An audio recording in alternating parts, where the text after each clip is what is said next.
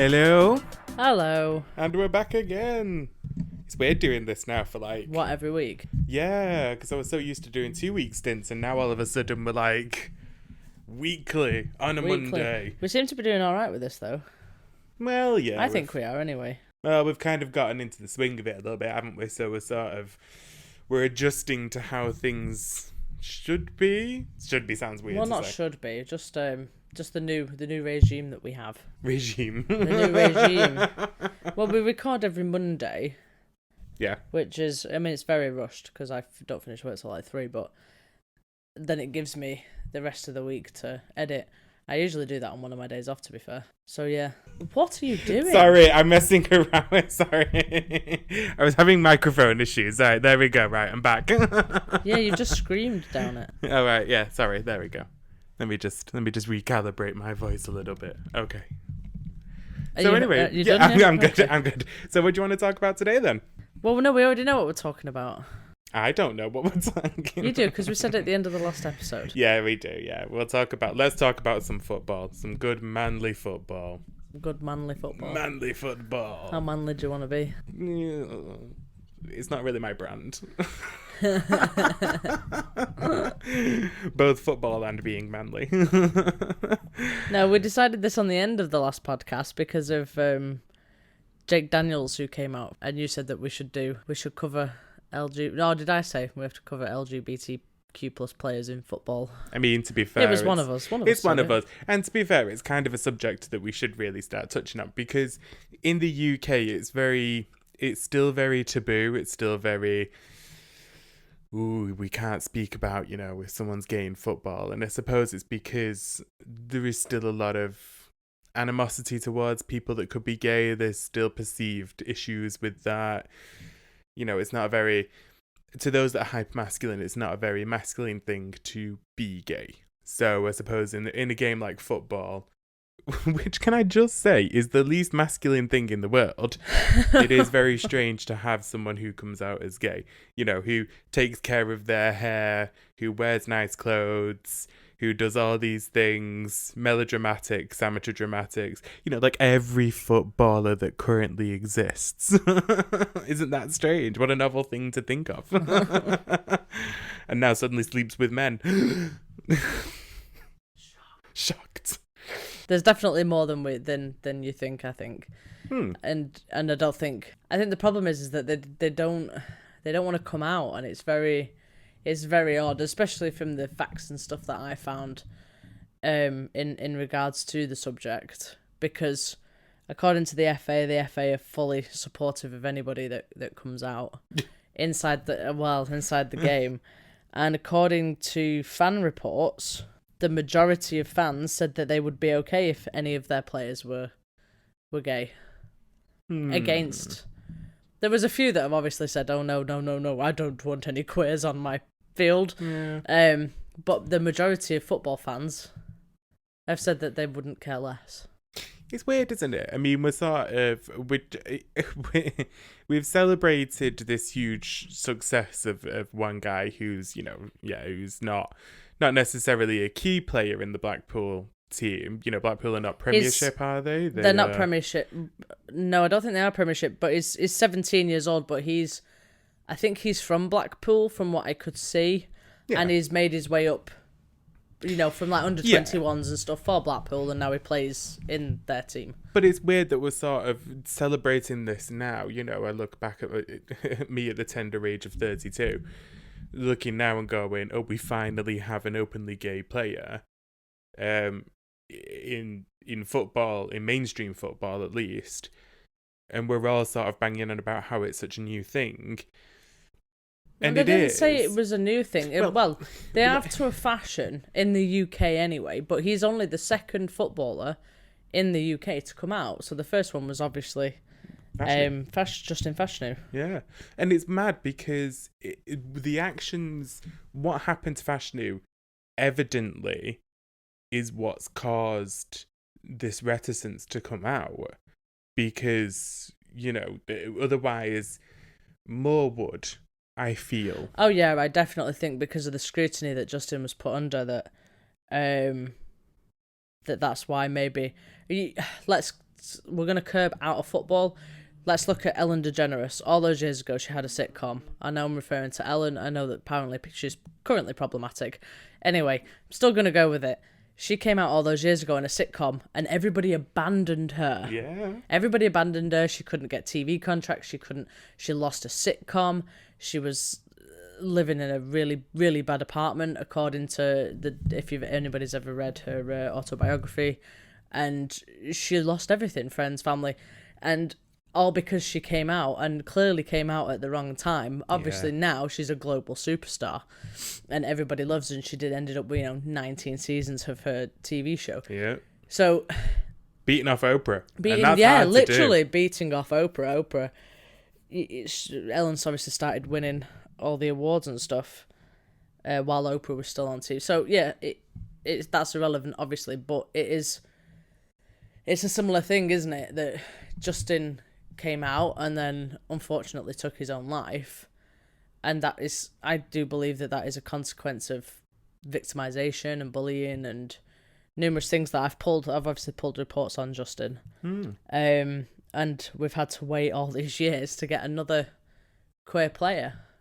And it's strange that, throughout all of this, I do feel as though now was probably the best time to come out. It's probably a good jump off point, because contrary to stats and statistics,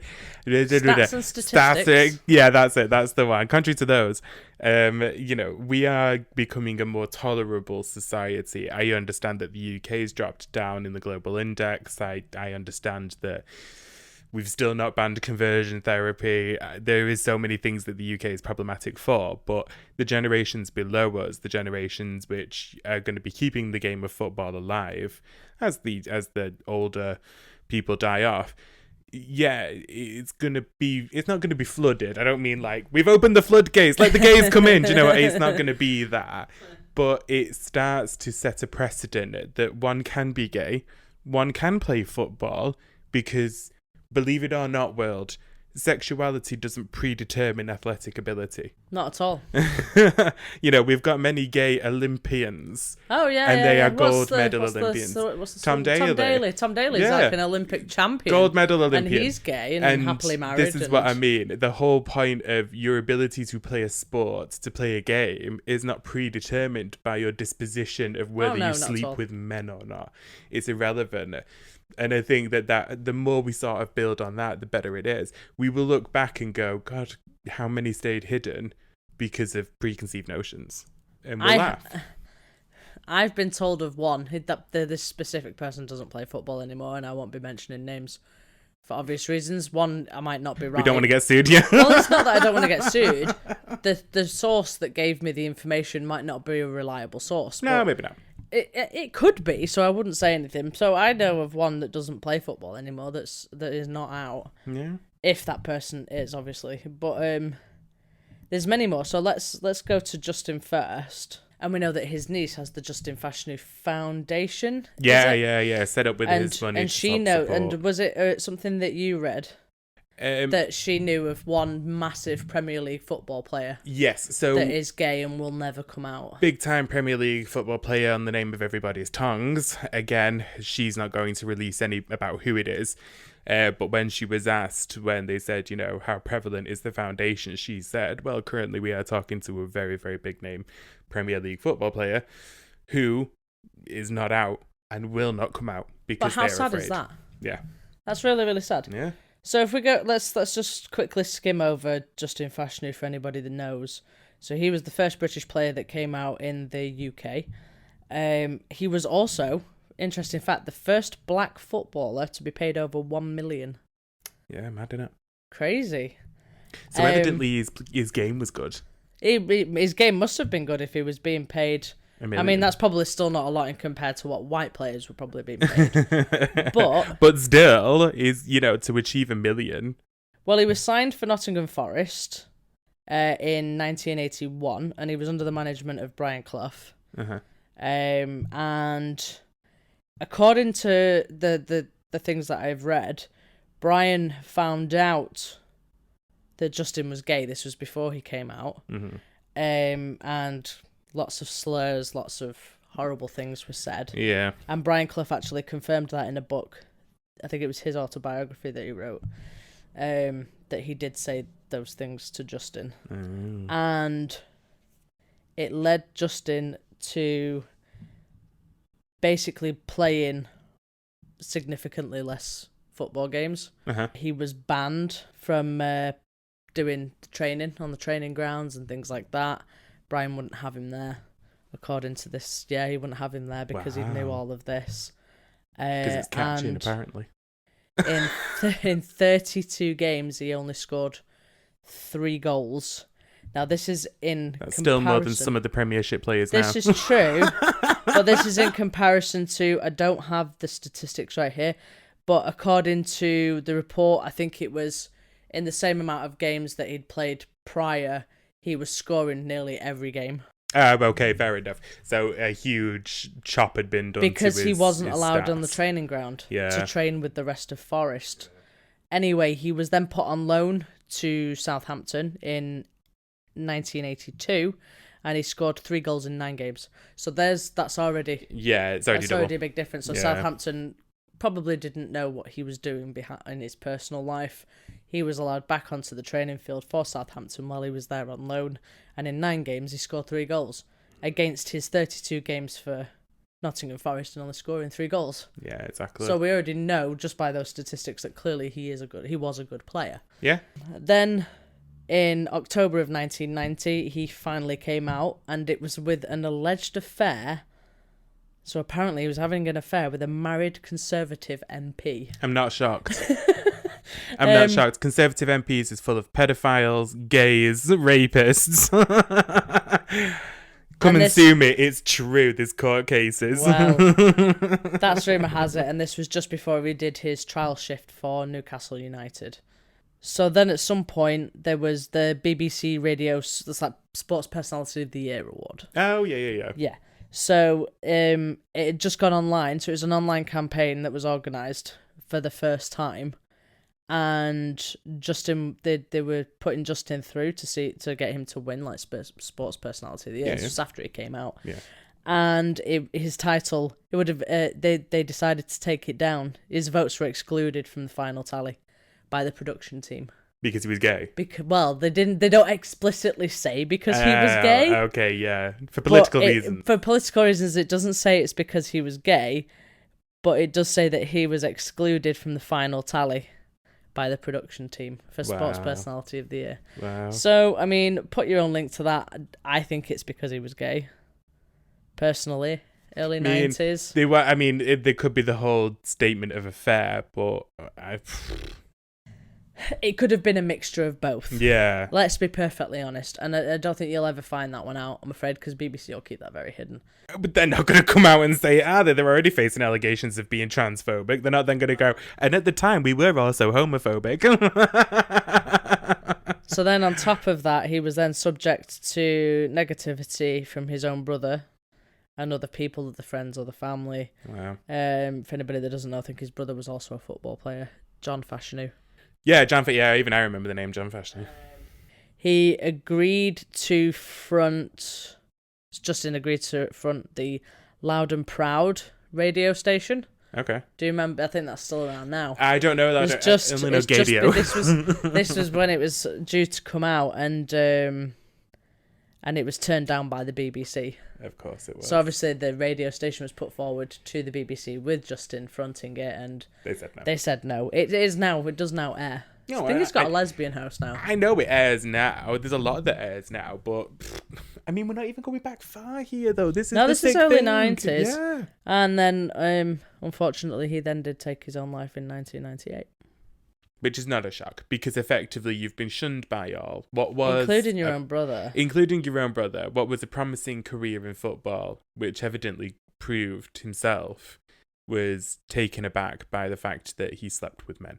Mm-hmm. And it's an absolute, it's such a weird thing. I don't know many people now that would look at it and go, oh, because your sexuality predetermines your sporting ability or anything like that. If that's what truly people think, they must be idiots. There must be something cognitively wrong about them to think it, because he had a promising career. He had a life. He was paid. You don't get paid $1 million for being shit. Do you know what I mean? Well, some do, but that's in today's some world. Some get paid more than that. Yeah, some get paid more than that. Yeah, but this was the 90s. This was when that kind of money back then was a lot of money. You know, now it's chump change to these footballers, but back then, no. Crazy, it's crazy. But there are other gay male footballers in football or soccer if you're American. Yeah, just not in this country. Just not in this country. So, from the reports that I'd seen, there's Josh... I might botch his last name. Josh Cavallo? Josh Cavallo Nero. Josh Cabbage. Cavallo? He's Australian. He came out a couple years ago. His name's near the top. His name is the top of that list. Oh, yeah. I would say it's probably Cavallo. Cavallo. Oh, Josh Cavallo. I'm sorry, Josh. From Australia. So he came out. That was like 2019, 2018, 2019. A couple of years ago. And there was a couple more from Australia. There was one in Germany, but he waited until he'd retired before he came out. The most interesting one that I did find was a guy, I've never heard of him, but apparently he used to play for Leeds United. Robbie Rogers. He's actually American. And he played for Leeds United, which is obviously here in the UK. And he waited until he left Leeds United and moved back to the UK back to the US before he came out. So he left Leeds, went back. He now plays he was playing for LA Galaxy. And he left, and in a report he claimed that he didn't come out in the UK because of ignorance and bigotry. That was held in the game of football. Look how much has changed. They take the knee and the crowds boo. He clearly didn't feel safe enough to come out, so he waited till he went back to America and he came out then. Again, I'm not shocked. It's one of those things where I don't mean to tarnish all football fans with the same shit stick, but I'm going to. And that's that they take the knee at the stadium to banish racism. And they get booed. So to take a support to support the removal of racism from the sport, and they get booed by people. So evidently, everyone who boos is fucking racist. And then they wear rainbow armbands, but then there's people that refuse it.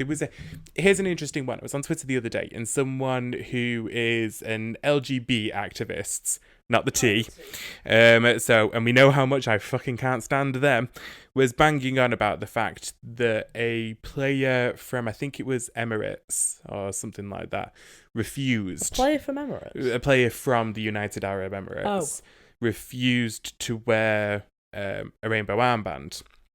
Because of their refusal, supposedly the team that they played for, I can't remember who it was now, but the team that they played for said, right, you're benched then, because we're in unity, we're in solidarity of this.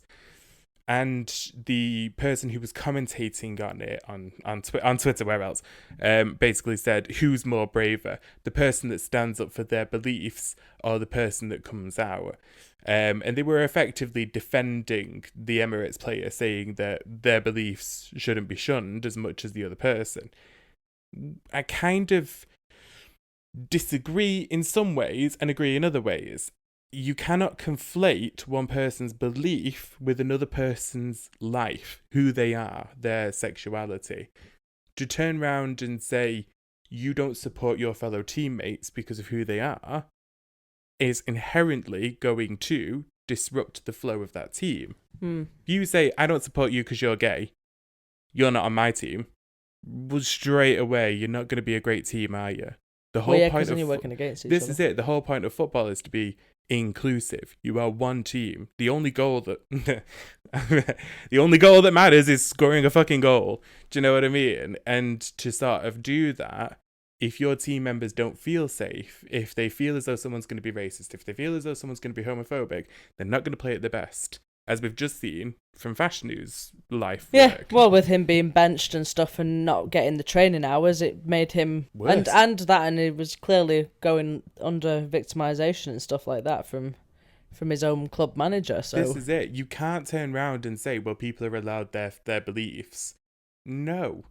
Because Well, no, you are allowed your own beliefs. well, yes, you are. Let's allowed not say no. You're not allowed to believe in what no, you want. can't. No free thinking. No. That What you're I allowed mean your is own you can beliefs. have your own belief, but the game of football is just that. It's a game of football. And ultimately, it's your job. So you are being paid to kick a ball around a field, score goals, and stop them from going in your own. Not to band out your political belief. Should that mean that we stop all modes of politicism, i.e., not wearing rainbow bands, not taking the knee? Sure, why not? But at the same time, that's also then not going to stop the current shitstorm that is British football.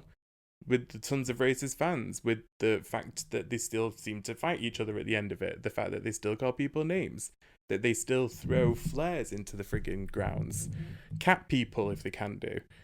It's not a... I'm not calling them all thugs and ruffians, but there is a lot of them.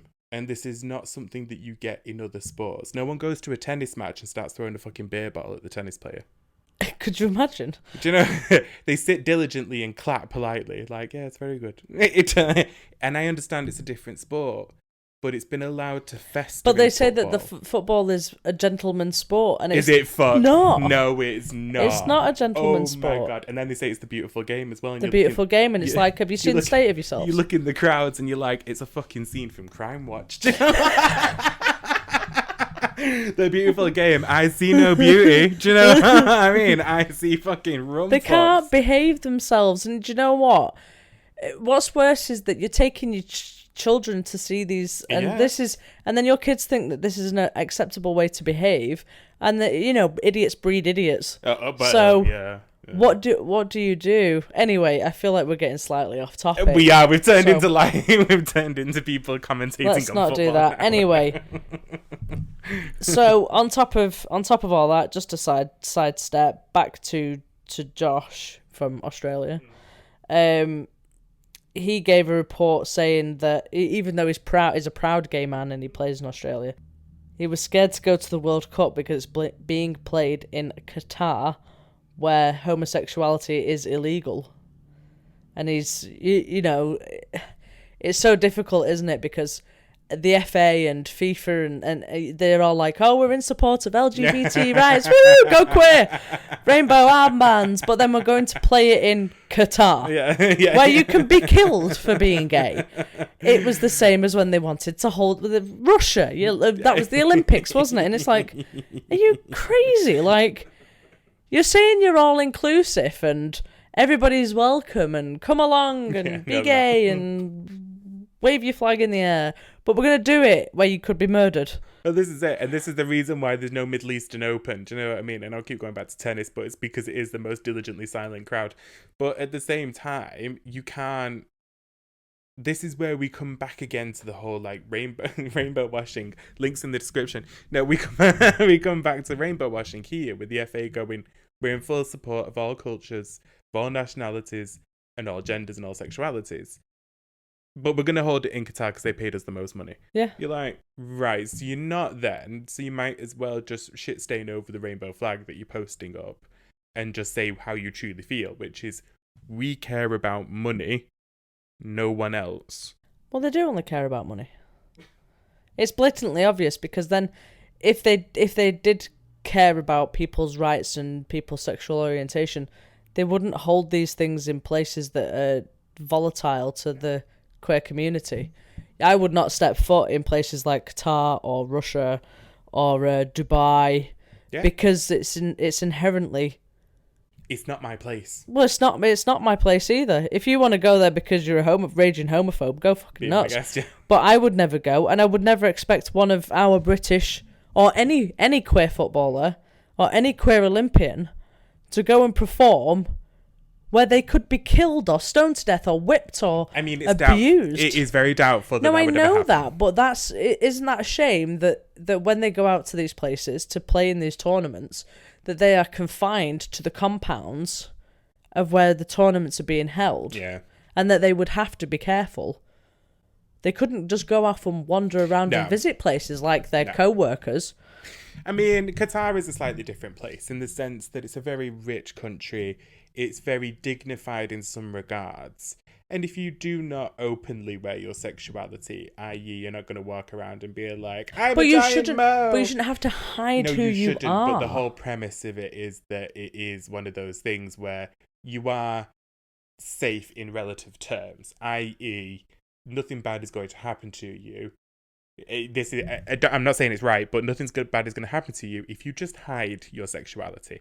And this is why people will still go and still be successful. Yes, but then if they've seen the news or know who these players are, then they know that they're gay, regardless of whether they walk around waving the rainbow flag. Doubtful that it's even frigging aired in that country, to be perfectly honest. No, but you're missing my point. No, I understand what you're saying, but at the same time, it's one of those things where the FA will try and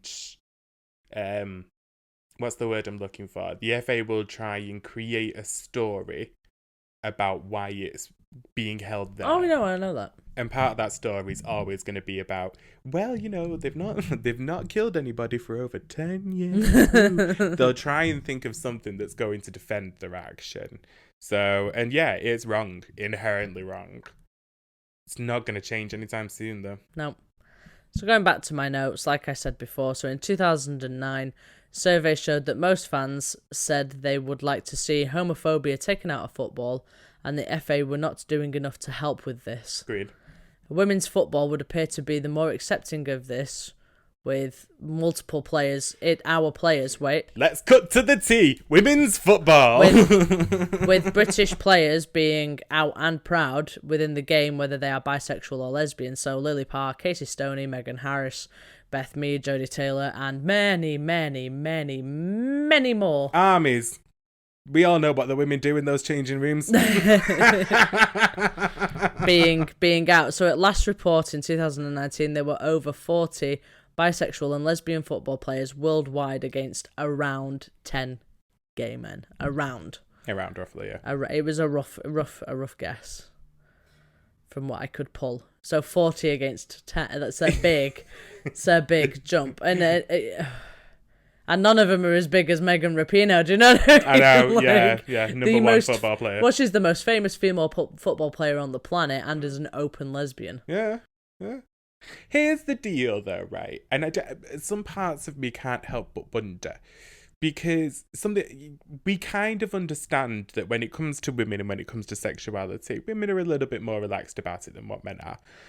But I also think that for the female football team, so the WSL, for example, they have to struggle. Well, we discussed this the other day. They have to fight tooth and nail just to be taken seriously. Yeah, just to be taken seriously as footballers. They've only just started getting airtime on the TV. That's what I mean. So they literally I don't have think to anybody be like, cares if they're gay. Yeah, I can kick a ball. Who they go to bed with at night is no one gives a shit about because they're busy trying to say, look, I can play the game. They're fighting for their rights. Exactly. It's nothing to do with their sexuality. That doesn't even come into the question because they're so hell-bent on trying to prove themselves as athletes, let alone anything else, that when it comes to a question of sexuality, it's like, oh, well, yeah, this is my wife. Do you know? Yeah, we've been married for 10 years. Yeah, we've been married for 10 years. Yeah. When I first entered the WSL, we were together. I prefer the women's game to the men's game any day anyway.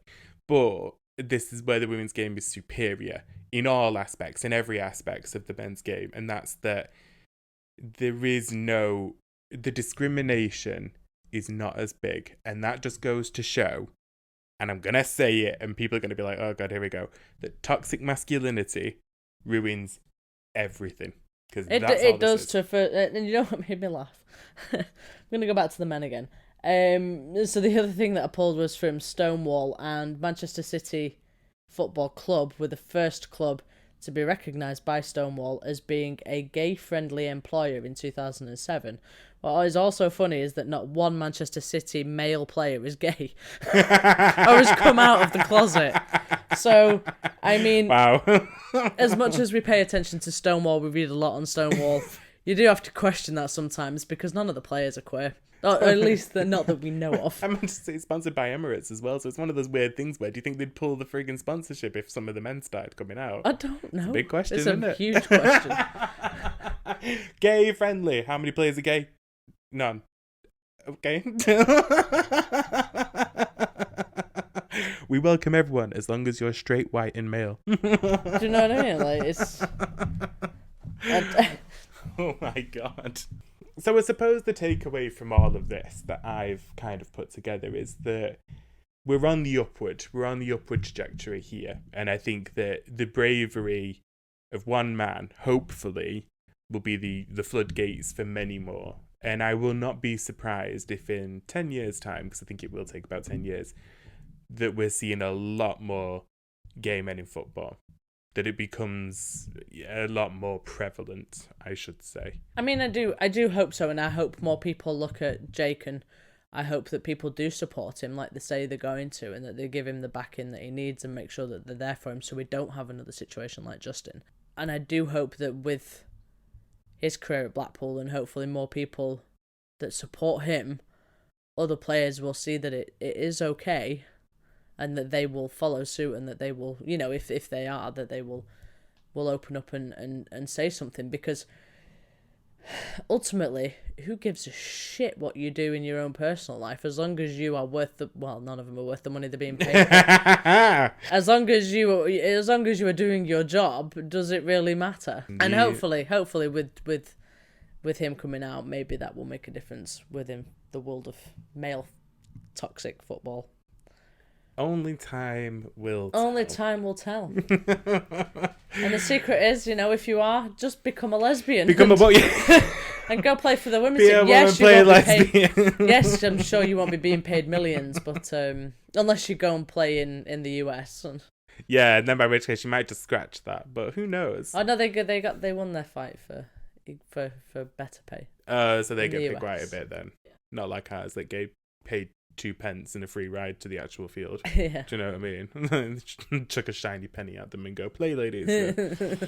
Well, I think that's pretty much all we've got time for then. I think so, yeah. Yeah, cool. Well, as usual, we are glad to have you listen to us. We want to know your thoughts in the comments below. Do you think that it matters if someone's gay? Do you think it impacts their playing performance? What do you think about the future of football? Tell us. Let us know in the comments. Leave a message at me. DM me. Throw a paper plane at me. I don't really care. And until that point, you can catch us at A Sure Thing across all social media platforms. A Sure Thing at Twitter and A Sure Thing right here on YouTube as well. And don't forget to like and subscribe. Hit the bell button for notifications. And then whilst you're at it, you can also log on to a few different websites so you can buy us a coffee. Because without coffee... I don't know. Oh. I have nothing. I have nothing to say. All I'm saying is buy me one. Buy me coffee. You can also link onto our Patreon and you can support us through that as well. We are a community. We don't get paid for doing this. Ultimately, you pay us. So the more money you give us, the more you can contribute to what we actually say and do right here on this channel. Be part of private chats and... Yeah. Have a conversation. Group Talk to us. We love to chat. I love the sound of my own voice. We know. We know.